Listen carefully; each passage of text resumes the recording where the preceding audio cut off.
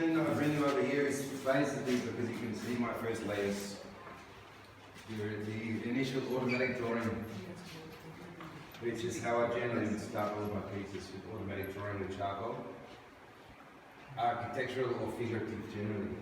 So I'm trying not to think too much, just get the forms down. I'll put some colour in there to create composition. Okay, so it's more like everything starts with a sketch. You know, if you see a beautiful building, probably an architect has sat in a cafe and done some scribbles first. These are my first scribbles. The colours that I'm using in the initial layers are from a traditional palette of figure drawing, figure painting. So I've tried to use very recognizable colours that you can recognize straight away from old school figure painters. And then we come to the busy work over here. So you can see now there's about 100 layers on this piece as opposed to this one. Why so many layers? It's coming from an Indian saying, I think, is unity in diversity. So in diversity there's unity there's diversity, and also harmony and chaos. The world we're living in now is so super multi-layered. I had dinner the other night with friends in Valencia, from China, my girlfriend, I'm from Australia. My nephews, for example, are Swedish, German, Australian, Singapore, Chinese. So multi-layered nephews. Okay. Music that I listen to, for example, if you listen to music these days, you've got electronic fusion with jazz, fused with Latino music. So I'm trying to put everything in one. Okay. Still starting with my initial sketch, and then we've got Latin fusion here. Okay, electronic. Alright. Also when you go to a restaurant, you know, everyone's fusioning everything here. Life's getting pretty confusing, but it's also really exciting with so many layers. When I was working in Melbourne in my studio, I was heavily involved with local graffiti scene or street art scene. And it's a fantastic city, probably one of the best in the Southern Hemisphere for street art. You can walk around and see it everywhere. And this really started me thinking about drawings over paintings. So for me, the street art I prefer is when someone's painted over somebody else, with an image over an image. So now I'm creating the same image over image over image. Talking about the conflict or harmony between man-made and machine-made or technology. I have a bit of trouble with technology. They've got hand-drawn. What appears to be digitally, well, it is digitally designed actually, but I do it all by hand. So maybe you've got something like a metro map. The technology confuses me. If you go to a new city, you look at a metro map, it's pretty scary. Okay, you don't know where any line is going to. I don't know where these lines are going to. At the same time, you've got, excuse me, I'm lost. Okay, definite relation to technology and digital installation, which is collage. I didn't know what to collage, so I just pixelated on Photoshop. Self-portraits painted by some of my favourite artists. I think this one, Egon Schiele, for example. So I put him in my work. He deserves it.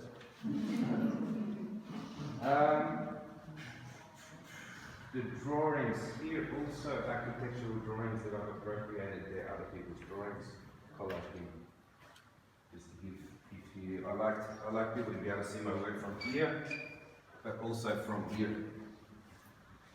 So I think I've got a bit of ADD. I like to look at something like 100 times and find more things. The yellow here is a direct reference to a lecturer at university. I was painting abstract expressionism mainly at the time and drawing a lot, always draw with charcoal. And he came along. Does anyone know what a UV glue stick is? A glue stick with a yellow around yellow cap. So he took the yellow cap off my glue stick and he stuck it on my painting. Why don't you go 3D? He said.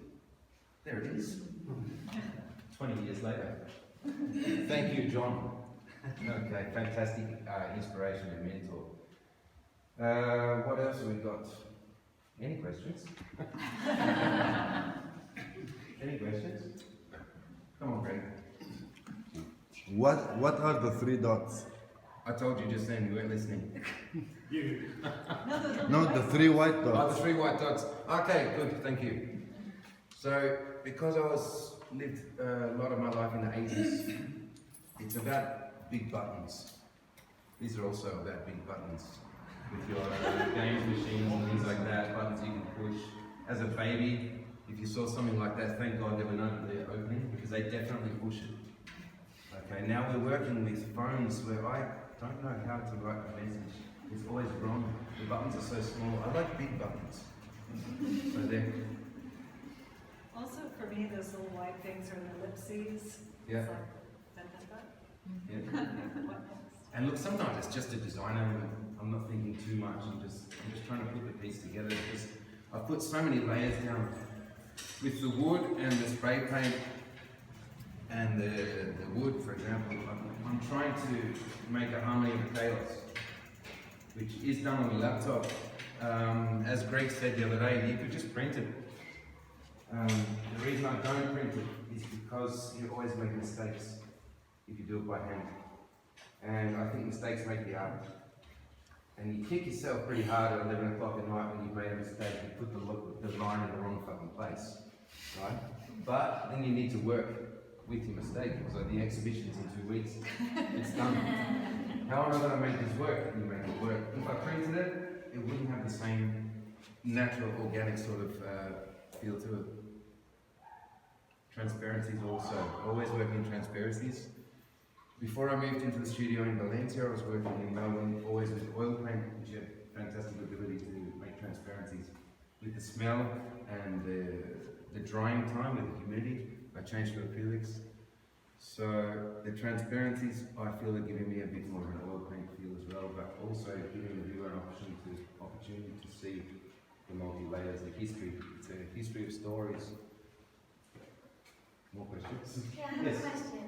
So I absolutely adore how it's formed, and I like that it's formed of many pieces. Yeah. Have you tried, or do you sometimes, before you decide on that final, this goes there, so sort of like burst it out of that frame, as it were?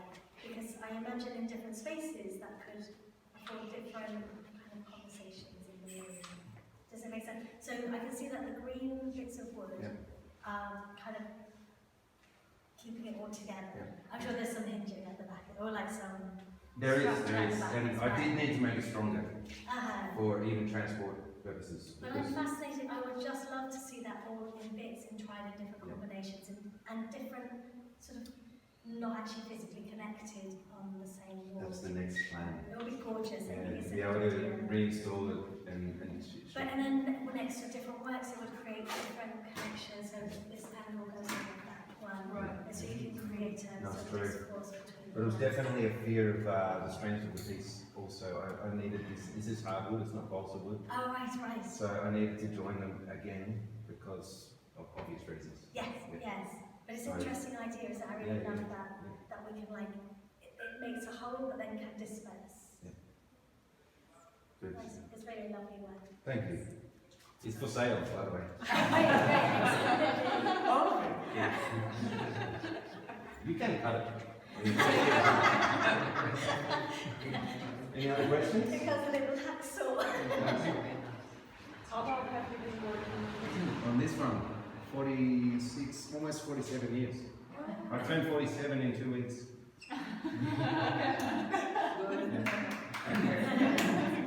Good answer. No, I don't know. This one's way too long. Yeah, way too long. It killed me. Yeah, but that's why I'm asking. No, I couldn't tell you. The reason I couldn't tell you is because I'm always working on 3 or 4 works at the same time. With drawing time and things. So, but hours. It sounds like you have a specific vision of the finished piece in your mind. At least partly through the process. It's like getting to Beijing when you're looking at a metro map and choosing where to go. No, Well, like you it said, like feels- you put a line down wrong. I mean, if there's a wrong, then you must have an idea of what you were What's right? intending, right? Only when I'm coming to these spray painted lines, because they are digitally designed. So I take a photo of the drawing you've seen there, for example, and I'll design the spray painted lines on Photoshop, which I've got to.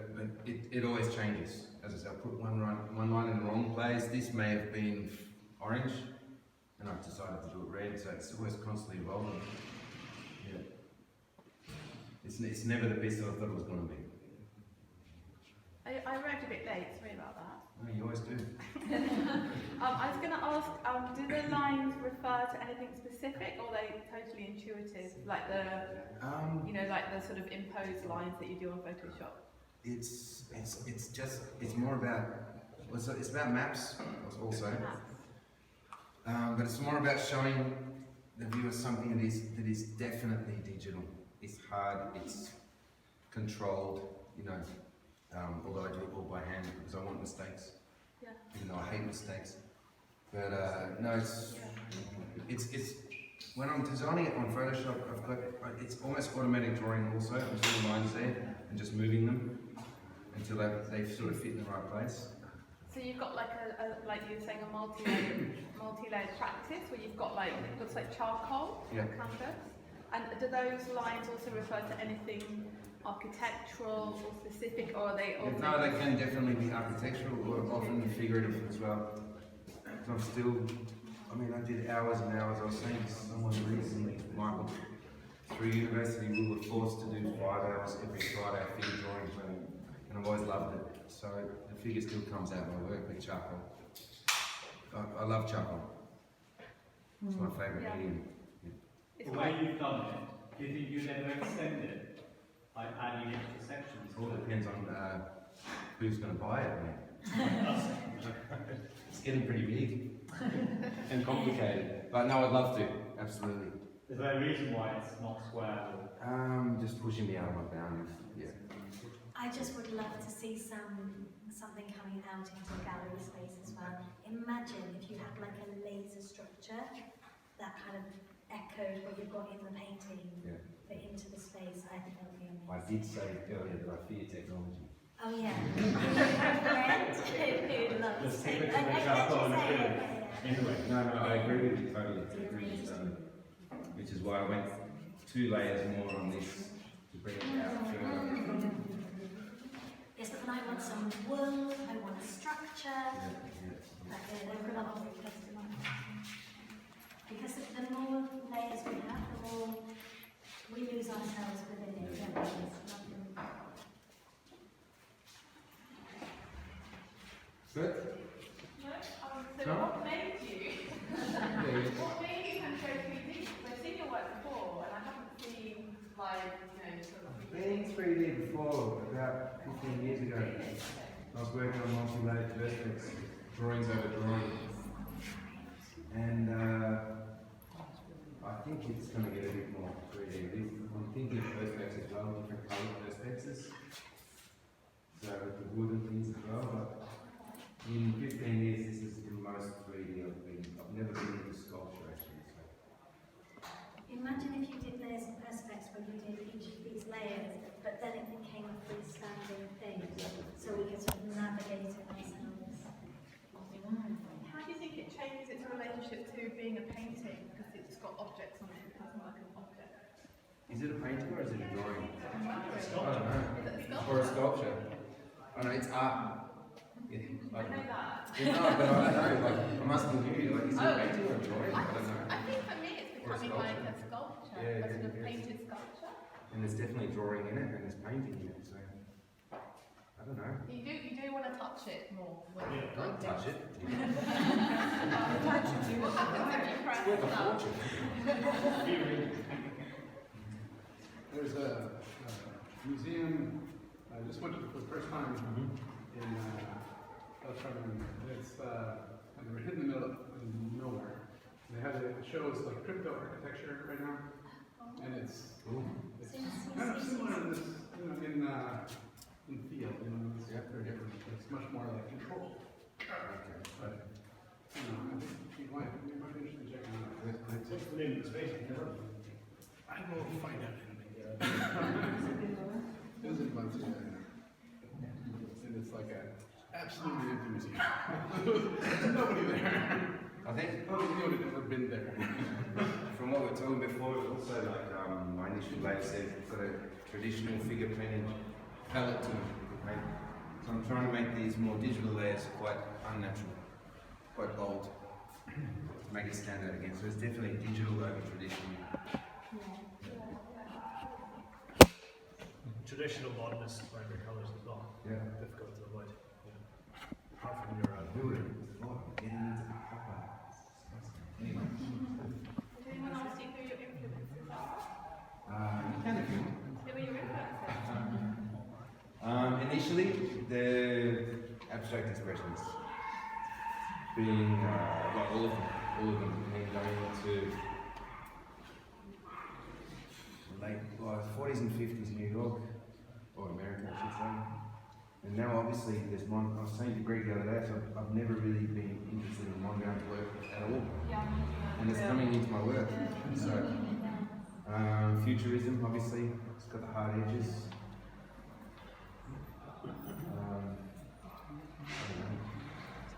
And I'm still at heart an abstract expressionist. Yeah. Just getting more hard-edged. You know the big buttons. Excuse me? Your expression about the big buttons Yeah. gave another idea of you. Oh yeah. I'll share it with you in private. Okay. I've only got an on button, Bob. That's enough, no?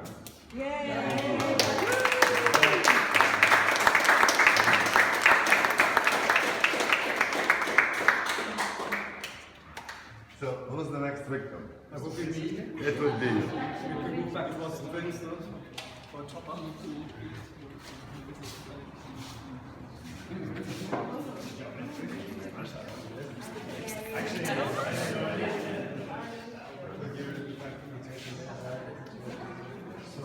That's what my English teacher says. She says volunteers are victims.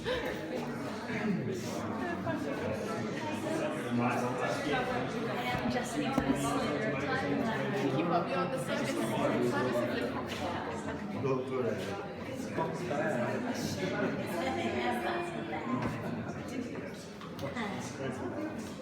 Yeah, me too. Did you do that? That's right. Right. Hi everyone, my name is Jörg. I'm originally from Hamburg in Germany and I'm one of the three artists here. So I want to talk a bit about my general practice of painting and the works in here in particular. So I can carry on with the idea of layers, which are sort of at the center of my practice and have been for the last few years. So what I normally do is I choose a topic, so I usually work towards specific subjects, and then I try and deconstruct them into different aspects, which are then presented as layers on the painting. That's the general idea of it. There's obviously variations to that, how that actually happens. It could be really specific, it could be just sort of I was about to say mindless, but switched off. Intuitive. Intuitive. Subconscious. So the subject I work with are very varied. Anything that interests me could end up on a painting. So I find things about extinction of species, about autobiographical ideas, like places that I visited or that were important to me, and more general ideas, history, politics, all sorts. So this particular series that I made for this exhibition revolves around psychology. It was inspired by a TV program I saw about Andy Warhol and a series of prints that he designed with camouflage patterns on it, and I thought obvious choice it should have been already actually, because working with layers always cover up things, hide things, and you have camouflage that goes with it, and then the path of psychology was an obvious one as well, I think, because of the idea of the now I'm not saying unconscious, subconscious. The subconscious, and things like in different social situations we sort of portray ourselves in certain ways, and we try and hide things possibly. And that's how that idea was born. And then the actual process of constructing the painting, for most of them here, all of them, the concept was that I choose a background, so I didn't have an actual plan on how each individual painting was going to turn out. So I choose background colors, different shades, different transparency shapes, and then I placed a camouflage pattern which is not literal, it's not necessarily looking like camouflage, but it's sort of the idea of camouflage that's behind it. And so I placed an area on the canvas which is supposed to relate to the psychological realm or spectrum of an individual. And then I decided to create shapes, either by outlines or by placing a layer more or less opaque on the top to create enclosed spaces of that pattern, which then basically are supposed to relate to states of mind at a certain moment, and the moment is defined by the other layers, so the colors, background colors, possibly the top coat colors and things like that. So that was the general idea behind it. There's a few exceptions, or not exceptions, but they go further, like these ones, they relate to certain concepts of psychology. This is, for example, for me, the idea of going about shadow psychology, which is, I usually lock things away that you don't want to think about yourself and stuff like that. You put into your shadow, which still follows you around and influences your everyday life, and then might not want it to. And there's, well, a bit further away, and there's another one about multiplicity, which is about different personalities doing the same body, and one corner there, which is called adjustment, which is about adjusting oneself to a new situation. So it's like cut out sections of the same individual, so you can imagine a 3D form this actually represents, cut into sections over a period of time while it morphs and changes shape and adjusts to the new situation. That makes sense. Right, the last one I should probably mention is the large one at the entrance. It's called the Illusions. That was actually the first one I did for this exhibition. And it's painted on top of an old painting that I wasn't entirely happy with. So I put some colors and shapes on, and these three heads appeared at the top, and the outlines, and I thought I'd go with it. I don't normally use actual figures or faces. And I got the idea of the camouflage cloak or coat to use. So it's actually, I think, also quite end with an interesting play of the patterns between the patterns, within the patterns. So it's quite a good take on the idea of rhythm and also of creating depth with through layers. So maybe to have a look later. So I think that's the main thing sorted. So if there's any questions, I might try to answer them.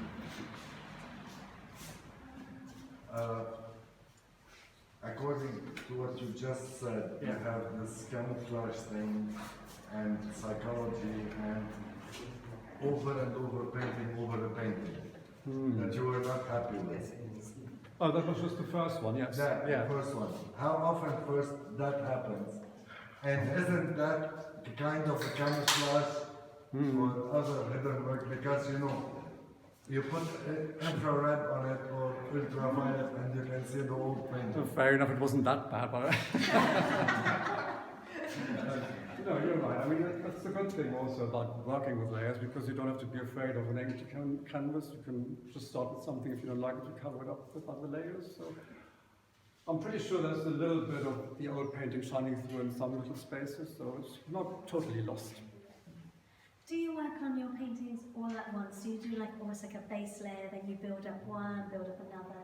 Did you make the show knowing it was all going to be seen together? Yeah, no, I don't have the space to paint all of them at once. And I usually do like 3 or 4, depending on the size at one time. Apart from the large one, which was the first one. I first completed that and then started on the sort of medium-sized ones. And the little ones were actually the last ones. The small ones, yeah. It is acrylic? A mix. Some of them are acrylic, some are acrylic and oil. And Is spray paint on it too, or no? there's no spray paint, no. Some glazing going on, but no.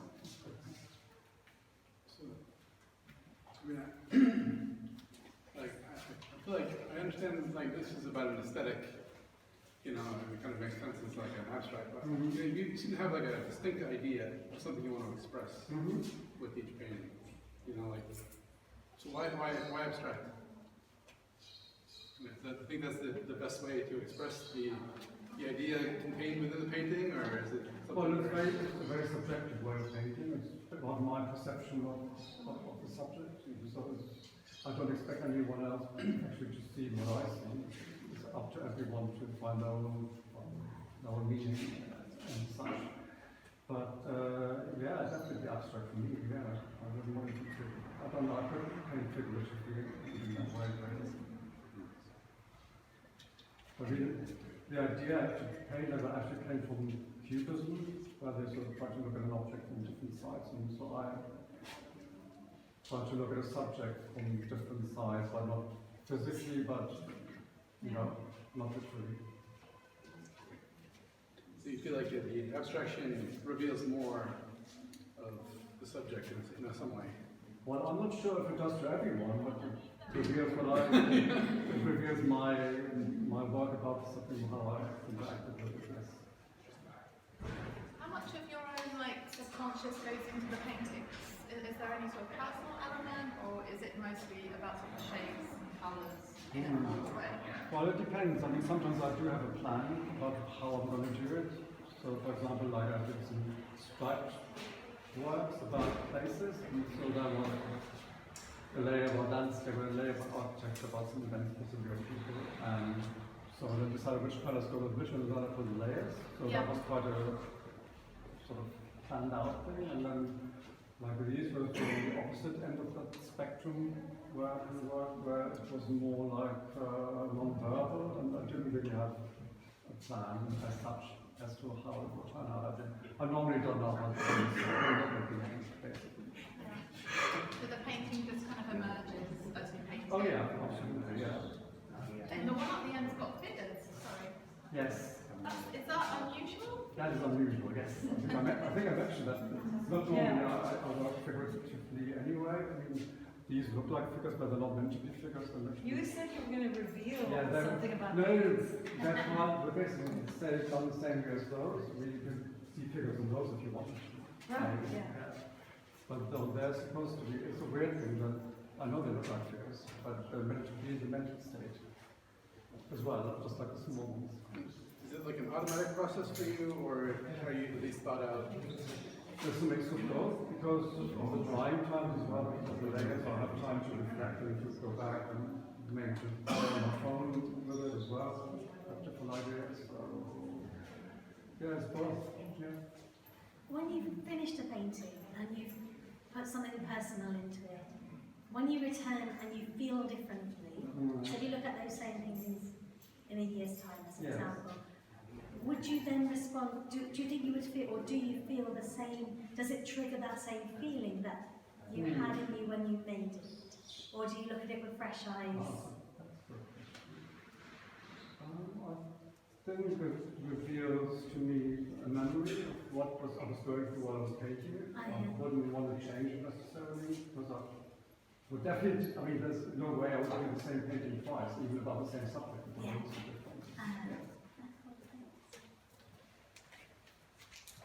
Right. I think you had a question. You had a question. I was going to ask a question, but then I was like, when do you know the painting is done? How do you know? That is a good question. The good thing is that between the layers I have time. So normally I don't have to, like this time, have to get them to a gallery straight away. I put them, they hang for a while, and I go back to some folders, and I might maybe in a week's time that something's missing or something's bugging me, and then I might change something. So you go through like... So it's not, and sometimes I know straight away it's finished. So, yes. Oh, that's cool. It's not always the same. Yeah. And then you have any unfinished pieces that you can't finish.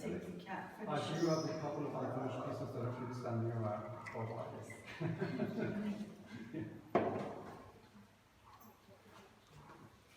I think it's Greg's turn.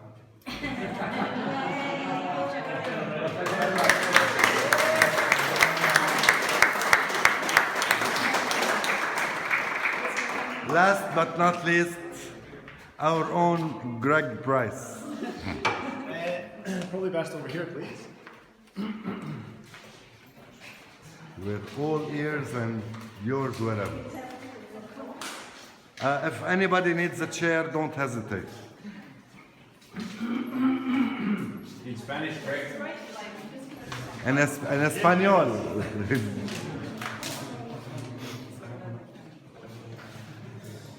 Okay, so my name's Greg. Many of you know me already. I'm from Scotland. I'm a sculptor and abstract painter. What I spend my time thinking about is fundamental things. I try to sort of meditate on basic ideas like space or light in a scientific way, and I try to connect them. My wife's just grinning at the time.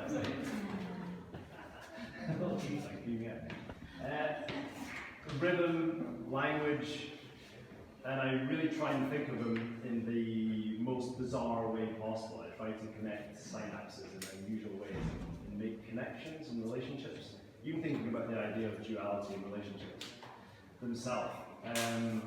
But something I've come to realize is one of the most important things, not only in these paintings and in my own sculpture of years ago, but in life in general, it's almost fundamental to everything, is this idea of resistance. And we think of resistance as a sort of negative, like something in the way. It's like a blockage of some sort. It's friction,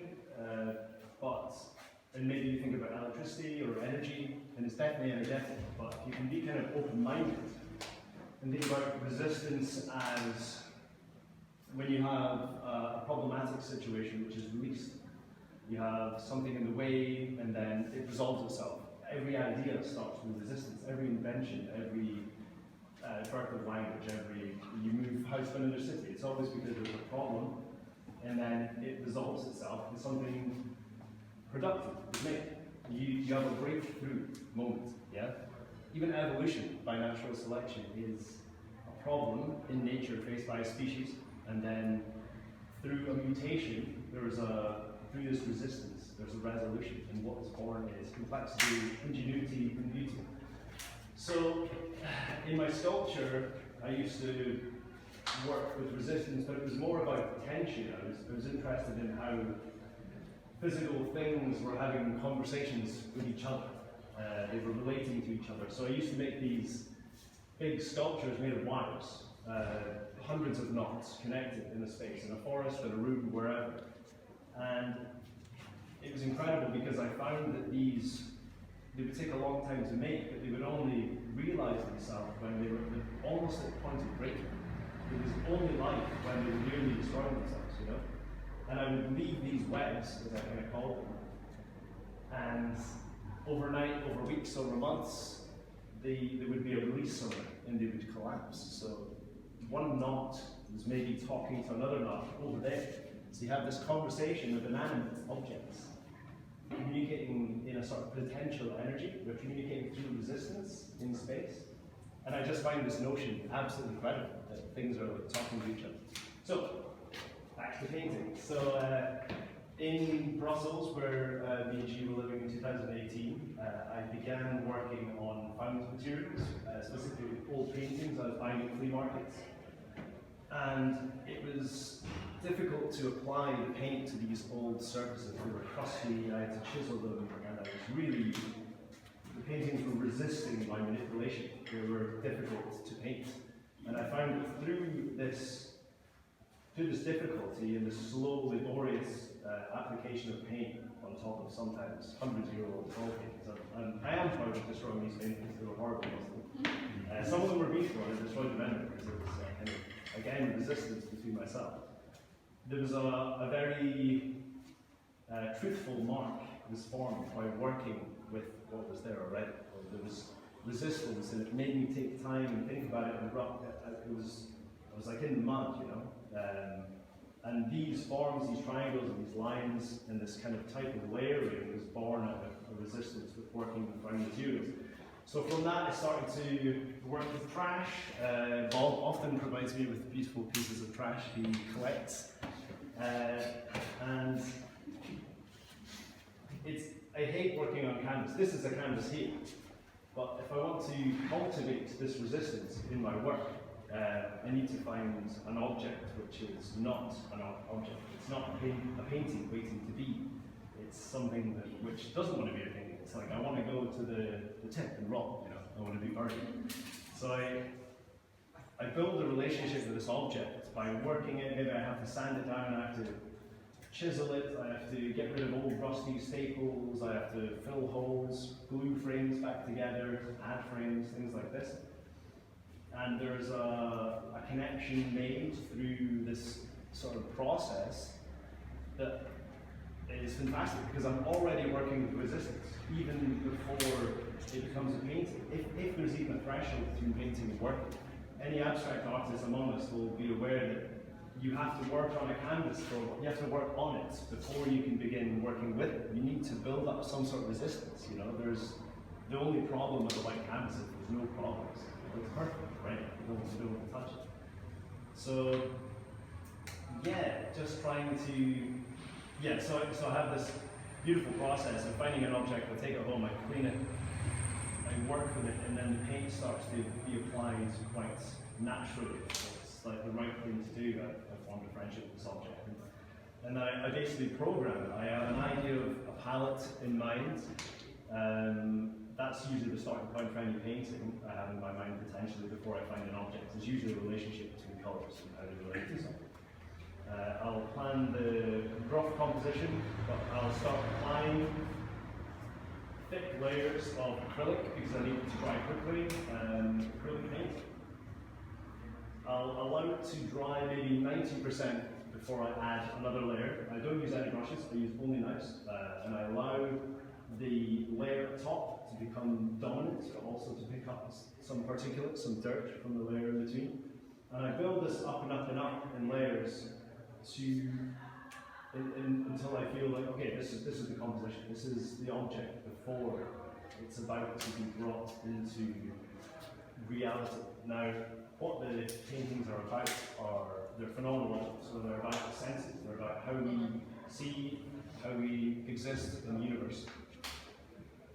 And our environment is infinitely chaotic, that's how I see it. Yeah? So science tells us that there are infinite scales and nano microscopic scales. There are also vast scales in the universe.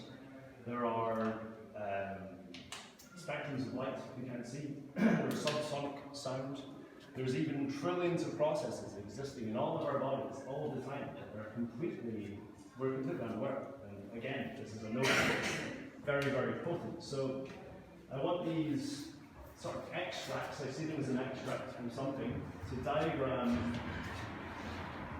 a sort of true reality of chaos, bringing right forth into our sensory experience, which is represented by the opaque layer. I have triangles because it seems quite like a cold shape, like a sort of unhuman shape. Actually, it's one of the most malleable and workable geometric shapes. You can make patterns with triangles without measuring at all. Just connect 3 dots. And this matrix with kind of broken lines and the opaque areas tries to mimic how we as humans form patterns wherever we are.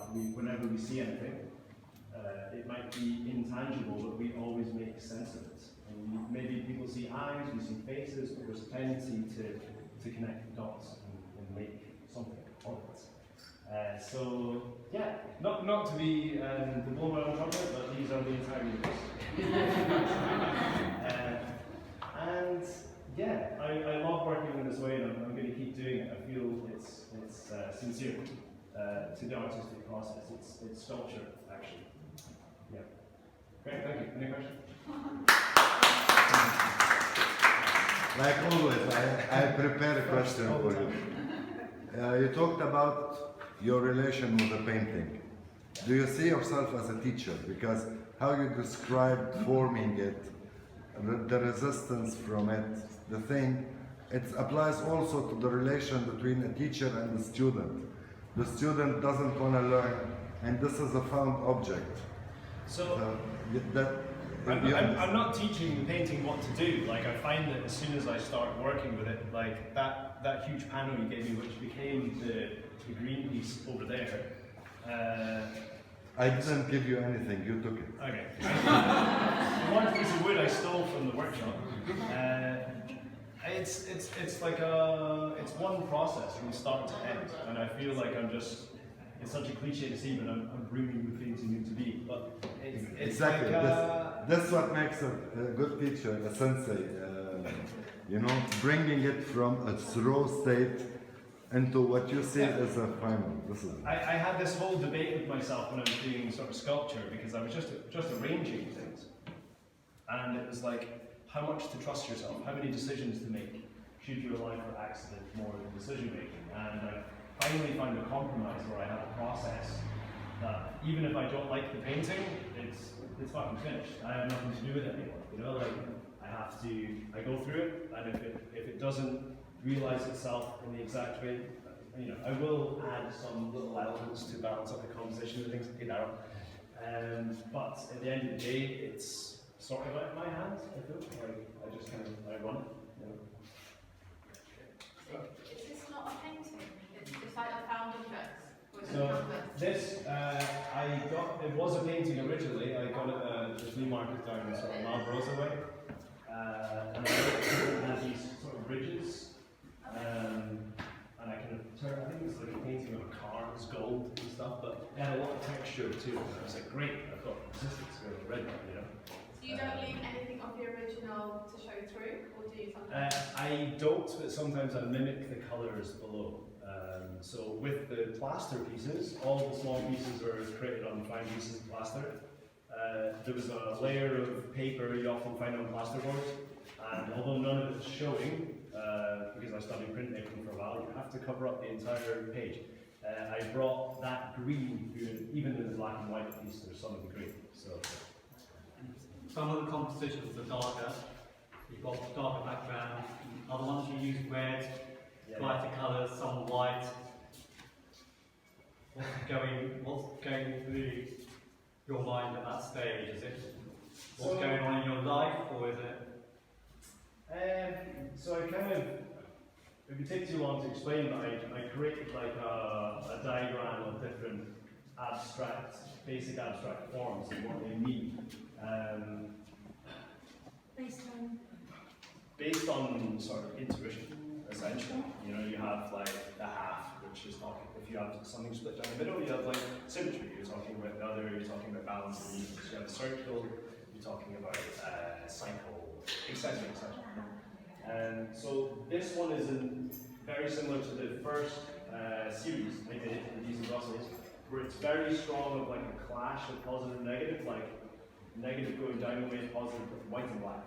Like they're kind of gliding and fragmented, you know what I mean? But then I basically sketch up the compositions, and then if I find the colours need black, I will add them for weight, essentially. You know, it's more about colour than black, but I know when I start a piece, generally how much black's going to be in it, because I want to have a certain weight and emotion. The only one with no black, I think, is the little green guy at the far bottom.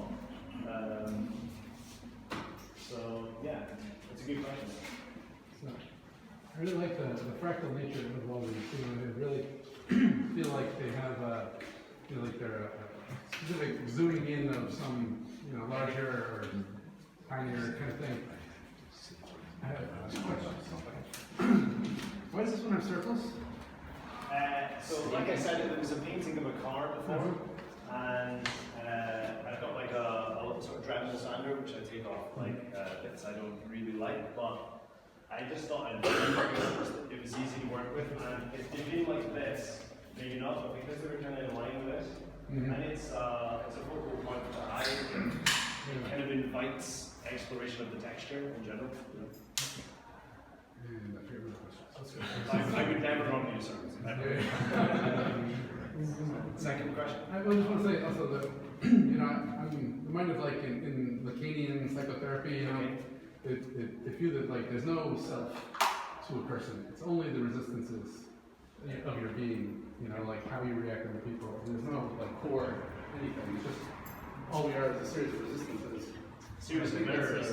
Very interesting, you know, Yeah.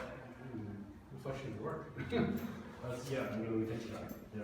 Philip sent me something really interesting a few weeks ago, and it was turtles all the way down as a philosophy, talking about scale, and you were saying it's like triangles all the way down, like into the side. Good. Anyone else? How can you tell when you're talking about the resistance of the object? How do you tell when you've overcome that resistance? Is there a feeling of relief, or how do you know? I don't think I'm striving to overcome the resistance. Like nature, like think about the rainforest, there's no one dominant, well, we're the dominant animal now, I guess, but everything is in a perfect state of high resistance. So you kind of, I don't try and like get rid of it or make myself feel better. It's a case of like, I try and express a concept. Does that answer your question? Well, I'm just wondering what the point is at which you're feeling you express what you want to express. Where does that come about?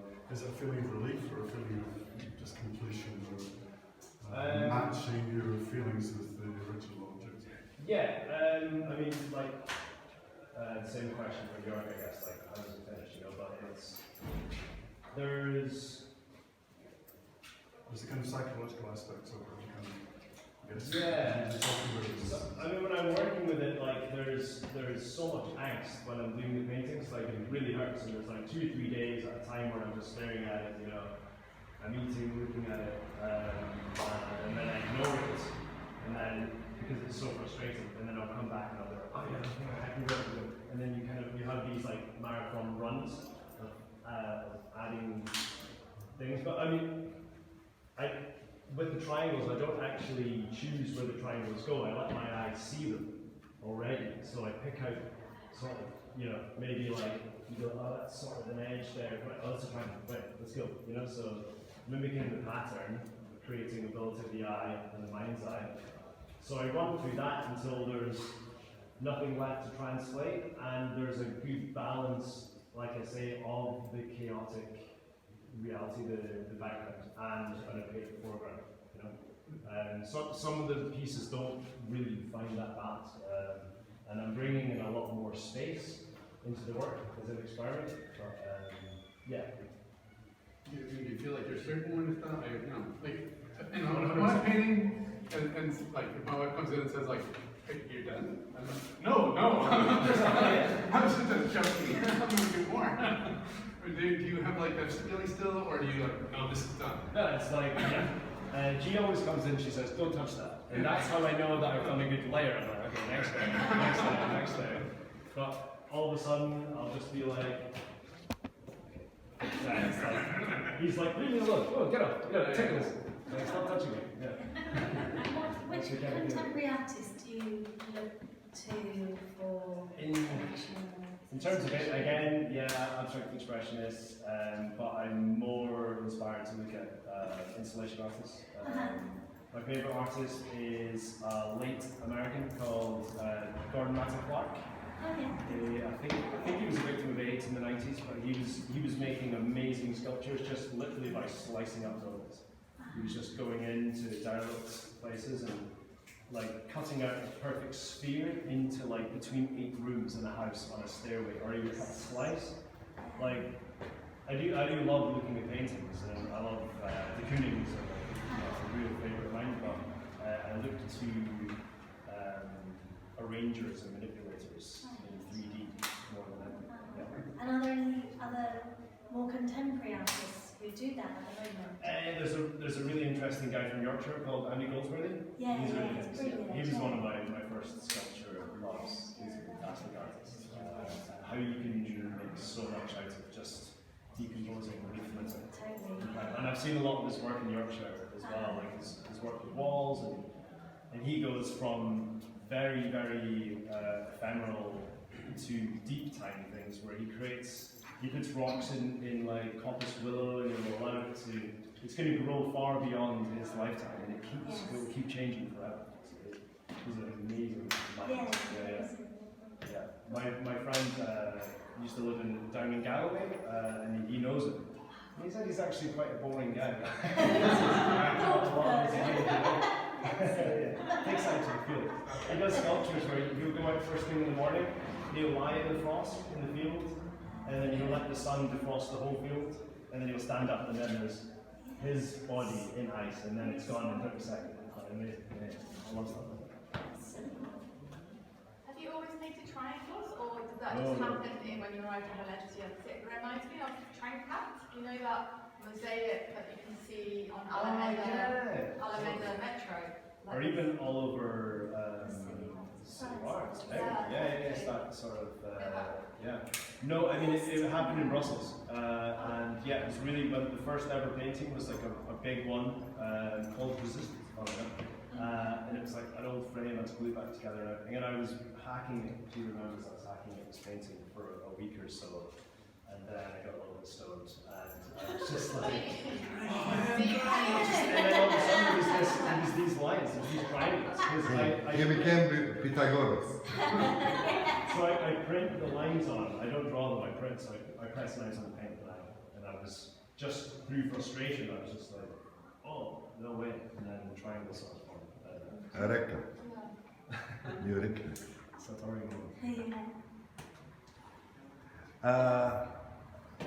Shoot. One more. No, I'm the last.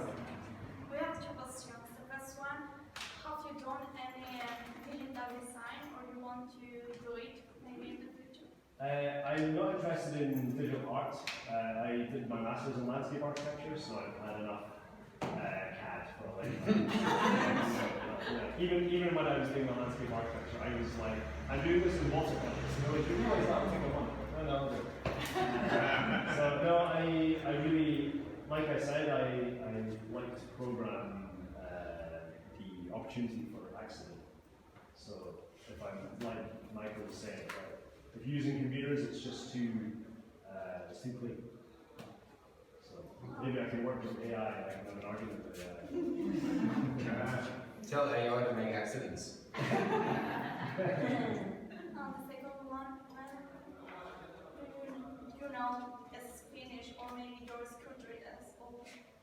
The sculptures or these? Right. Well, yeah, like I was saying, it's done. It's either really not finished or completely finished. But there's a process I go through, and then when it's done, it's just done. You come before painting, or you are going to paint maybe in the same time you are thinking and painting, or you have to think before and So I'll usually, I'll step back and then I'll look at what it is, and then I'll think about what's missing. And so, because I paint the back, the backgrounds, I do very chaotically with knives, and I just let it happen. And I'm quite loose about my sort of line of colours and all this kind of, I let the colours mix together and layer on top of each other. And then when I'm doing the top layers, I have to go find these colours and mix these colours. So it takes a lot of stepping back. Sometimes I'll take a photo, I'll go for a beer, and then I'll draw on my phone, okay, I need to do black there. You need to be away from it sometimes.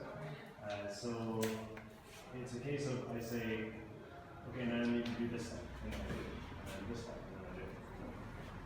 And what inspires you the most? You said sometimes you look at it, an empty canvas for days and you don't know what you're going to do, and then one day you're like, I'm going to do it. What do you do at that time that wakes you up? Or so with a canvas, you're like, okay, I spent 50 euros on this surface, or you stressed yourself about what you're doing. So I'll plan a few different compositions, and then I'll look at them, and I'll get rid of a few, and then I'll go, okay, this one. But with paper, because it's kind of more throwaways, I'll just, if I find myself I can't start, I'll close my eyes, and I'll loosen up, and I'll just make a mark. And then once you've made the first mark, you just respond to that mark. And then once you have 2 marks, 2 lines or 2 splodges, immediately you have rules that are kind of formed, you know what I mean? Yeah. And you're like, oh, okay, right, these guys. Right, so what looks good about this? Oh, there's a little like flick there. That's kind of cool. So that's going to be a motif I'll reuse. And then you're like, okay, this turquoise, that definitely needs this orange. And you just kind of go through it step by step. But the starting thing, sometimes you just have to go like, ooh. You're kind of like jumping, right? You're just like, oh, Yeah, you can just what's like, stuff in there? and it's only art, so it doesn't really matter all the time. Thank you very much.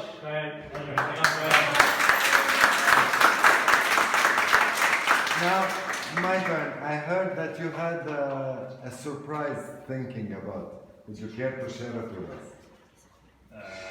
A surprise thinking about what? You were thinking about a surprise, the three of you. Yeah. About ongoing practice or working together dancers. So we've been discussing the idea of moving this exhibition into other spaces because it's been so successful and the relationship's been really good. But we're thinking about doing a piece together, all three of us. And this is something, this way I wanted him to say it for me to tell you to be continued. It's not the end. Okay, that's guys, we're here. Thank you, Glenn.